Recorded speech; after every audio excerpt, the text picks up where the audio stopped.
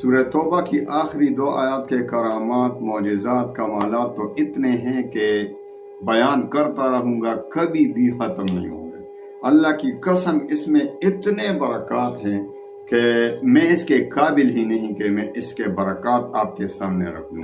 ہاں، جو اس کا سب سے بہترین، سب سے عظیم الشان وظیفہ ہے، آج میں آپ کو دیتا ہوں کہ آپ کی جو بھی حاجت ہوگی، دنیا کی کوئی بھی حاجت کیوں نہ ہو، ناممکن کیوں نہ ہو، انشاءاللہ العزیز تیر بہدف وہ پورا ہوگا۔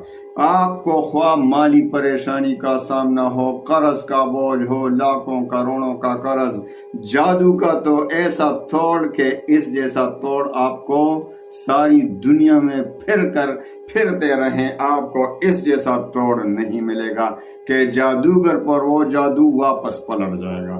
آپ کو جنات کا مسئلہ، آپ کو دشمنوں کا خوف، جس مقصد کے لیے پڑھیں گے یہ وظیفہ، انشاءاللہ العزیز آپ کبھی بھی محروم نہیں ہوں گے۔ زندگی میں میں نے آج تک جس کو بھی یہ وظیفہ دیا ہے وہ کبھی محروم نہیں ہوا۔ تو آئیے وظیفے کی طرف آتے ہیں۔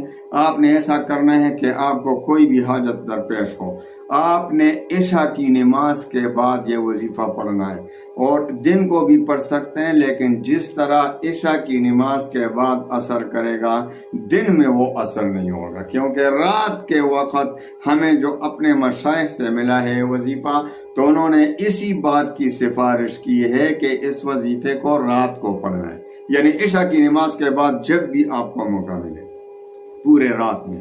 تو آپ نے سب سے پہلے 2 رکعت صلاۃ حاجت کے پڑھنے ہیں، اور صلاۃ حاجت کے بعد آپ نے 100 بار مختصر سا درود پڑھنا ہے۔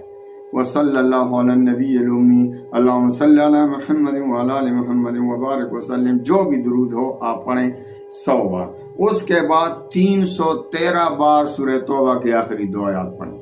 313 بار پڑھنے کے بعد پھر 100 بار درود شریف پڑھیں، اور پھر خوب دل سے رو کر اپنی حاجت اللہ سے مانگیں، انشاءاللہ پہلے ہی رات آپ کی دعا قبول ہوگی۔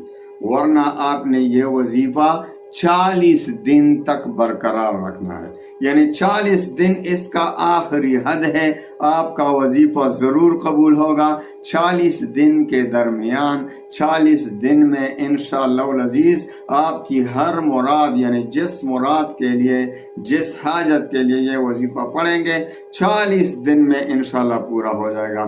اللہ تعالیٰ تمام مسلمانوں کے غموم پریشانیوں کو خوشیوں میں بدل دے۔ وآخر دعوانا ان الحمدللہ رب العالمین۔